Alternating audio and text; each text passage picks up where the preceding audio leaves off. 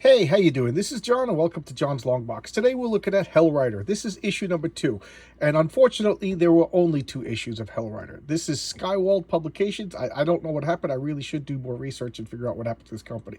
But right now, let's ride on with the cycling superhero Hell Rider. Night of the Ripper. Blood for the WildBunch. She stings like a bee, floats like the butterfly. And look at this. He's just riding along this tightrope, and he's kicking a guy. Sometimes you just got to kick a guy. And just so you have a basis of comparison, this is a magazine, and this is a normal sized comic book. So this is the average size comic book, and this is a magazine. So you see, it's a lot bigger.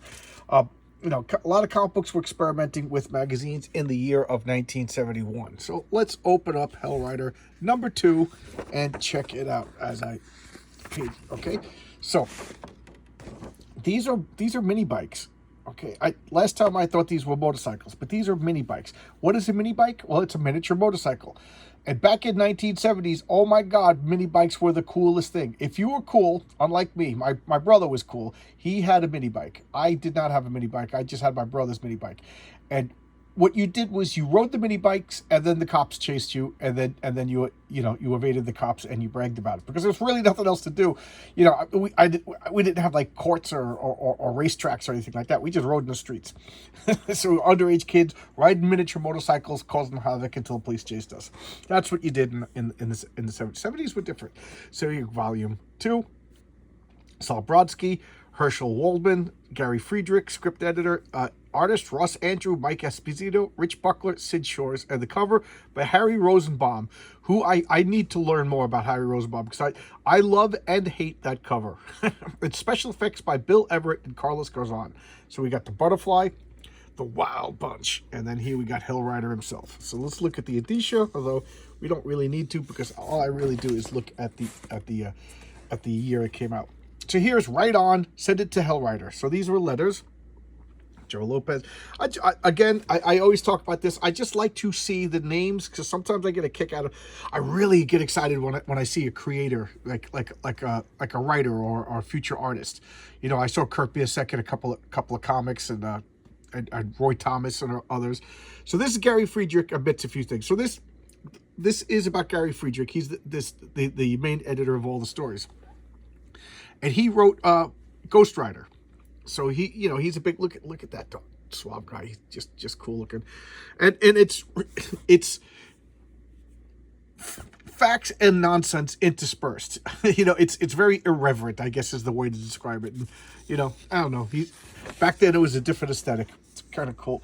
And let's look at this. Scripts by Gary Friedrich, art by Ross Andrew and Mike Esposito. Correct me if I'm wrong, but I think Ross Andrew was one of the creators for the Doom Patrol. See, we got Hell Rider. This is West Coast. And then we'll recap it. So he's riding through the West Coast, the deserts of, what desert, like, is around, like, Utah, California. I don't even know. The Mongolian desert. So here's his origin. He was in Vietnam. He got shot. He was quite clinically dead, and they used an experimental drug on him to fix him up. So this is just catching you up. He when he came back, he started out. He's like a lawyer for entertainment lawyer, and his uncle hired him away. His father wanted him to work for him, but his uncle snatched away. He's like, I can imagine that. You don't really want to work for your dad. Sometimes it's kind of awkward. So he's working for his uncle, and he gets caught up in a drug thing. You can watch my other, and it turns out his uncle was the Steel Claw. So now this is the actual story. So this is Night of the Ripper. Okay, Night of the Ripper. So just like the other story, it starts in media res, meaning the story's already happening. So he's just jumping through the window. And look at this Ripper guy. And we got sexy chicks, right? Killing sexy chicks. Nobody cares about killing ugly girls, but once you start killing sexy chicks, the Hell Rider gets involved, and the Ripper is ripping him apart. And that's why he's the Ripper. And he's fighting, just smashing around. We don't know what's going on, other than he's saving a chick. And that's good. He's a hero. And what's happening? He's hearing other people coming. He's got to get away. He lost too much blood, and they never got a chance to explain his weakness. But he has a weakness where all of a sudden, sometimes his strength will just fail him. So far they didn't get around to explaining why his strength fails, but sometimes You know, his strength just stops. He's the strongest man on the planet so far that we know about. But then again, there was only 2 issues, so we don't really know much about the world of Hellrider, other than the only superheroes seem to be Hellrider and Butterfly. They don't even hint at other ones. And Hellrider is the only one with superpowers. But this guy is a villain now, and he's stronger. So he's like, oh God, you know, look at it. He's got the ice pack on his head, old-fashioned phone rings, and what's going on? He's going to work. Remember, he's an entertainment lawyer. Now he's working for his father. So he's going to the nightclub, and this guy's pushing around the hot chicks. He's like, oh, look at you know, it's like a Playboy club, you know, like they hire only beautiful girls to be cocktail waitresses. They wear sexy clothes, and then this guy is just like pushing himself on all the women, you know, like it's like he's collecting the women. Like he gets them, he does the love and dove it, and then he moves on to the next woman and doesn't call the other one. Like it's just like an obsession with him. And he's like, yeah, look at these guys. He's like, oh, come on, buddy. You know, like he's a little uncomfortable. Hellrider's a good guy, you know. You know, is he doing anything illegal? I don't know. Is he doing something questionable? Yeah, you know, but so a lot of the girls don't want to be around him. And some of the girls are like, I can't wait for it to be my turn, you know, because he's dreamy and, you know, he's going to fall for me, you know. So some of them are kind of silly, you know. And just look, it's just, you know, they have their own private pool, and he's like, look at this life I got. You know, this is so, you should come, you know, be my exclusive client. He's trying to woo and do him. And he's like, and I'm a scientist. Because, you know, owning the nightclub and being the, so he's like, I'm making these formulas based on steroids. He's like, I heard that in the Army, somebody got super strength from a potion I'm trying to copy. So he's like, what? How does he know all of this? So he's like a rich, now he's not a layabout. He, you know, he's a club owner. He is also a scientist. You know, he's like the Renaissance man. And as he's dropping him home, he's kissing some chick. And then he goes away. And then some people sleep while others, you know, inject him the steroid, and he turns into basically like a Dr. Jekyll and Mr. Hyde. So, but little point of clarification: if you read Dr. Jekyll and Mr. Hyde, Dr. Jekyll, the doctor, knew exactly what he was doing. He created Mr. Hyde to be his own alibi. So, and Mr. Hyde was tiny. He was almost like a midget shape, but he became compact and dense, so he became really strong and ferocious. And then Mr. Hyde would do all of the things that Dr. Jekyll was afraid to do. I remember I wrote a report about it, a report in college. I wrote a paper about Dr. Jekyll and Mr. Hyde, and I said that Mr. Hyde was Dr. Jekyll's inner child, released, unrestrained, unfettered. And my teacher said, you got it. So Dr. Jekyll he knew what he was doing. He wanted to sexually assault women. He always had, and he created a potion to let him do it. And if you watch like the 1933 movie, Dr. Jekyll, it's very sexually suggestive. You know, check it out. I'm probably getting the movies wrong, but I know that there was 2 versions. I think there was one in the 30s and then one in the late 40s. I'll ask Brian Bow. That guy knows everything about horror movies. But one of them was very sexually suggestive. So I'm not the only person who understood that was a real creepy story. And this is following that. So this guy's taking this potion. The only difference is he's becoming a giant. People, like, especially with the League of Extraordinary Gentlemen, it's become like almost like intuitive to believe that Mr. Hyde is a gigantic monster, but he was actually a midget. You know, he was tiny. So his chick is just like, oh, look at this. I worked too hard. I can't believe how many ships I made. There's good money over here. And then you know, the Ripper just comes in and rips her. You know, just kills her. I don't mean to be flippant about the murder of a woman, fictional or not, but look at the gory neck. But any women in the Pete? I know I'll ask you because you're the closest to a woman that I know. Do you wear shower caps? You know, I don't know. Is that still a thing? So now the Ripper strikes, and they're killing only women who work for him. You know, he's like, look at this laboratory over here. You know, he's showing Hellrider, and then look at these outfits these girls wear. You know, I'm a man, flesh and blood. I'd go to this club. Look, look at these outfits. These are what the waitresses all wear. This is his private secretary, you know, and he's just like, I got a date with her tonight. This is my chick tonight. And he's just like, she's gonna get killed. You know, he's gonna turn into the Ripper and kill that girl. Oh, I made a mistake. I made a terrible mistake. Forgive me. So the guy with the eye patch is the owner of the club. This is his brother. His brother is the scientist. Okay, I'm sorry. I got excited and I missed the point. So the brother is the scientist. And the brother is always like, I can't believe he's always going out with different girls, you know. So he's like the scientist. He's turning himself into the Ripper, and he's killing these girls because he's jealous of his brother. You know, he's a bookworm, and his brother is the nightclub owner. I can't believe I made that mistake because I'm a crazy person. You know what? I'm gonna have some caffeine to jog my brains.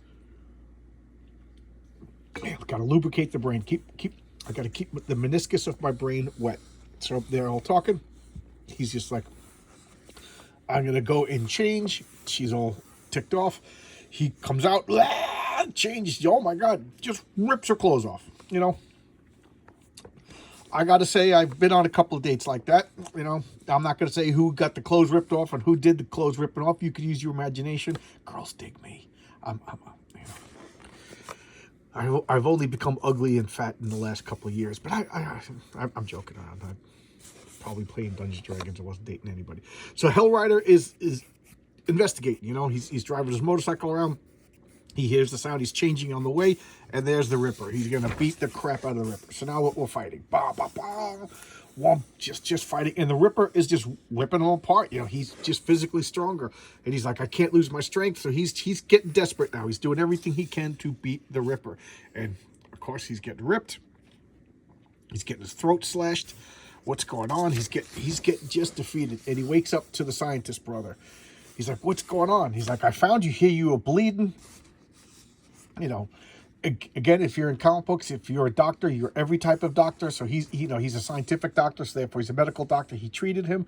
He patched up his neck wounds and everything. He's like, he goes, he knows. He found my costume after. He figured out that he's Hellrider. I mean, geez, he's laying there in a Hellrider costume, and he's like, we got to do this. You know, we got to stop the Ripper from killing everybody, and he figures it out. He's like, you're the Ripper. You're the scientist. You know, what are you doing? He shows off his strength. He's like, oh, my God. You know. And now what is the club owner is taking all the sexy chicks that are currently working for him, and they're all staying at his apartment. You know, we're here to protect you because this Ripper is killing all of the girls who work here. And they're like, what are you talking about? We can't stay here. You know, we got lives to pay. And he's like, listen, I'll pay you. You're on the clock 24 hours, you know, because I feel like this is my fault. This obviously is something personal. I'm going to pay you. You all stay. So like, okay, not bad. You know, we'll stay here in your beautiful apartment. We got to stay, you know. And it's like, okay, it's going to be a couple of days, you know, blah, blah. And they're like, yes, sir. And he's like, yeah. He's got a bunch of chicks hanging out with him. Hellrider's all patched up. He's ready to go. And here comes the Ripper. He got in the apartment. He's going to rip apart the first girl. And Hellrider's like, oh, my God, what are we going to do? So he's like, you don't want to kill her, you want to kill me. Remember, I'm going to attack you. And he's like, kill. So, you know, what's the word? Taunted him. He taunted him. And now he just shoots him. Bam, bam. If you notice, Hellrider took the gun from that security guard and just shot him. And now he gets out of town. He's like, I saved those girls. You know, tomorrow I got to go explain to him that he lost the scientist brother. And it was the scientist. You know, it was... He was telling him it wasn't me, it's my brother. My brother, he can't be controlled. So he kind of thought it was the scientist, but then the scientist was convincing him that it was his brother. So it was like a switcheroo that turned out to be a double switcheroo, and there you go. Not the best story in the world, but what do you want? Look at these posters. Cool. Look at these posters. Tarzan and the Leopard Woman. I know. So they tried to trick you into thinking it was the other one. And now we got the WildBunch. We got Animal, Deke, Slinker, Curly, and Ruby. Blood on their spokes. So here they are. This is medicine going to an orphanage. Because that's a thing.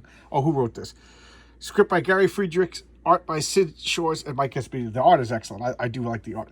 So this biker gang is stealing medicine that was destined for an orphanage. And they're like the Wild Bunch, they ain't going to have any of that. So they're just going around, and it's gang fights. Gang fights, and, you know, they're the Wild Bunch. They could take on all of these guys. So, of course, nobody has guns, but they have to fight with chains, and it's just a scrape. It's just a scrape. Look at that. They're just tackling. Ruby's tackling the girls, you know. The girls hitting people with the pipe, you know. Ruby beats up everybody, you know, and guy jumps on the girl. She scratches his face out. Ruby's tough. Look at that. She blinds him, and then she just starts bashing him over the head with bottles. And he's like, "Hey, Ruby, yeah, let's get out of here." So we got to find out what's going on. You know, they're going to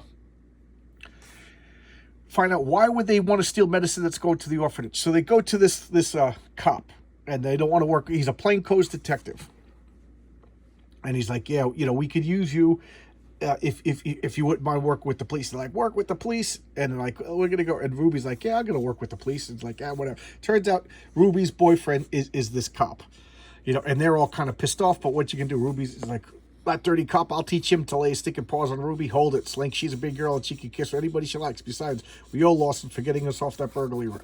So, you know, they're robbers and you know, whatever, but they're not going to steal from the orphanage.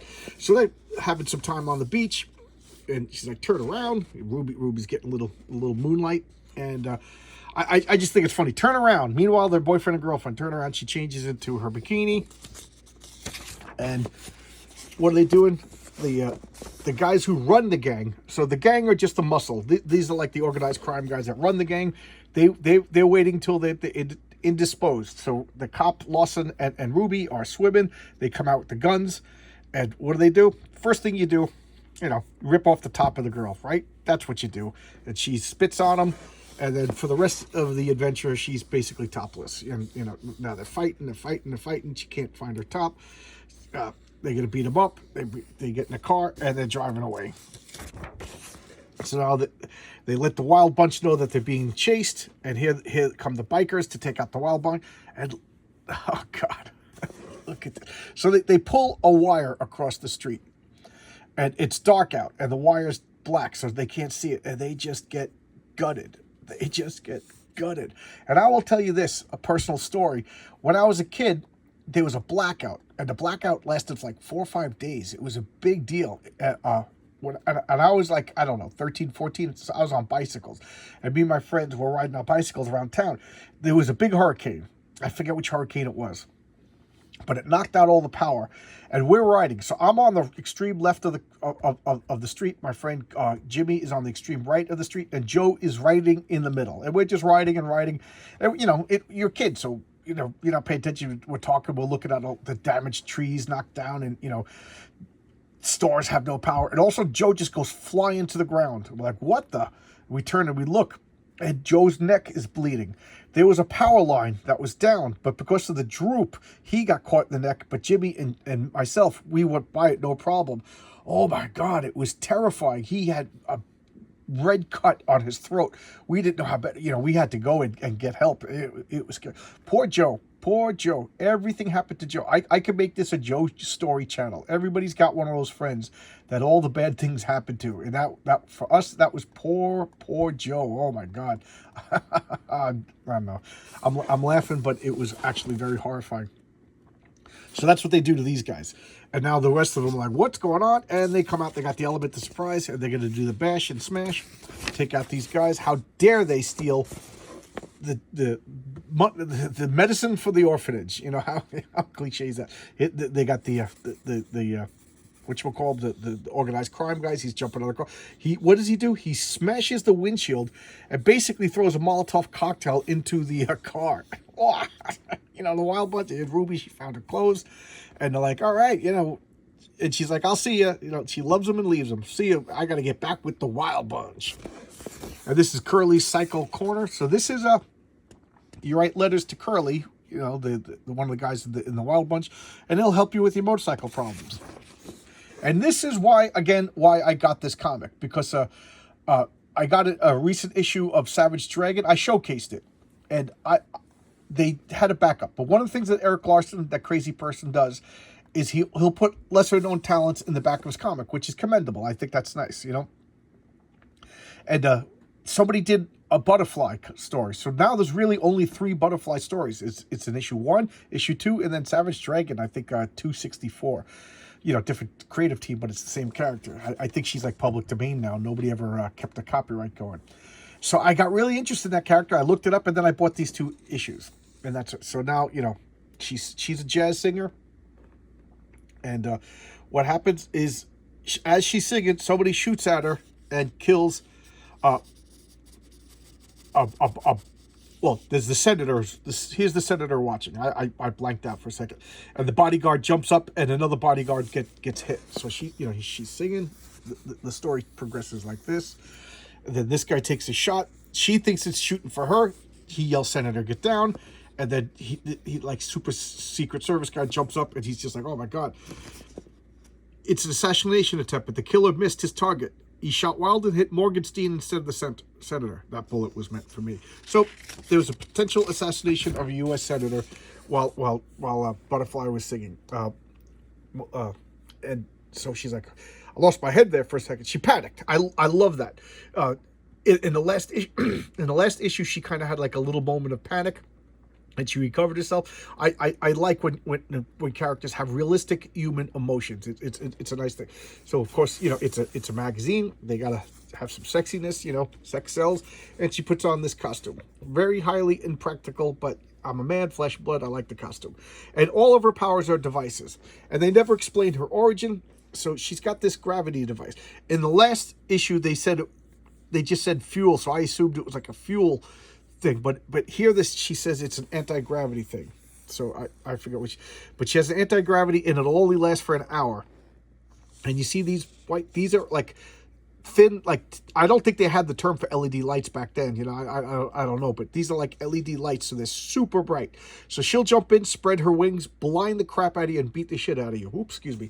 And then she has suction cups on her gloves, so she can stick to things, and her boots. And then she has vision goggles, vision enhancing goggles. And for all I know, she has other devices, but there was only 2 appearances. So now she's flying to follow what's going on what's the assassination. And I have a feeling this was no run-of-the-mill assassination. Look at this guy. So another guy. Oh, okay, I'm getting excited and getting ahead of myself. Too much coffee, guys. So they're going after the assassin. So ultra secret agent guy is running after him. The butterfly's flying after him, and he gets killed. Butterfly really doesn't do anything at this point, and they find him, and he's like a cyborg. You know, so Cyborg, she's like, wow, what's going on? I'm just shaking. And she's just like, I hear sirens, I better split. You know, so she's not involved in this. So what is she doing? This is really cool. You see this like little, what does she call it? She calls it something else. She calls it a miniature missile. But today we'd call it a drone. So a little drone just gets released and starts flying away. And she's following the little drone. And he's like, did you see that? You're like, what happened? And he's like, and he's being attacked. You know, something's happening to him. Pain in my chest. He's having a heart attack. So after all that, he still ends up dying. So look at the devices over here. Pretty cool. I love this shot over here. So she's following the drone. And they make it to, you guessed it, another white supremacy villain. So here we go. The Grand Master. He's got a sexy chick working for him. Why not? If you're going to be a supervillain, you got to get a sexy chick. Otherwise, what good is it? So here she is slinking in. I don't know. I really like the art. And he's like, what's going on? One of these costume goons finds her, and he's got the drop on her. Then like, hey, kill her. We're going to leave. You just kill her. So they're fighting. She can fly, he can't, and she doesn't shine the lights, but she kicks. She kicks him with like they're like little spikes, so she kind of stabs him. She's like, let's settle this woman to woman. So the 2 girls fight, but she has an anesthetic tipped blade, so she just stabs her and she passes out. Now here we have this top secret James Bond Secret Service guy. The senator survives. He's like, you got to go, and I love that. Smoking in the hospital right next to a guy who has health problems, and he's like, I got to figure out what's going on. So helicopters, white supremacy, you know, we got to destroy her race from within. So what is he doing? I like that. His voice is somehow familiar. We got to destroy him from within. And what is she going to do? They're going to put this helmet on her and mind erase her. So what is she going to do? Oh, my fellow members of the Order of the Crimson Cross, I am your Grand Master. On this, where is the? He's ranting. Okay, listen to this. Listen to this. Tonight, before your very eyes, we will distort her mind to the point where she become our dutiful servant, and she will spend her and will send her out among her own kind to preach hatred of the whites, which will eventually destroy her race from within. And on that day, the last Negro dies, and then only then shall the Order of the Crimson Cross be at peace. So, what he wants to do is brainwash black people to go out and tell other black people that white people are the enemies to start a race war. I'm just going to stop talking for a second. Let that sink in. This is 1971. And the plot of a comic book is black people are going to preach anti-white racism to people and start violence. And I don't know. Dr. Doom is less scary than this. You know, this is prophecies. This is what's going on. You know, this you got to be anti-racist. You got to be all this anti-white stuff. This is what's going on. You know, we're heading towards a race war if we keep up with all this nonsense. You know, and there you go. So they take her off now. She's brainwashed, and she's gonna go and kill her. But stay calm, brothers. What do you have to fear from a mere negress? I guess you haven't got the message. Black is beautiful, and now she blinds them all with the lights. You know, of course, she had her back faced against the girl, and then the girl does this like tumble thing, and she fights him. Here comes the super secret agent, and they pull off the Grand Mask. He's the senator. Da da da da da da.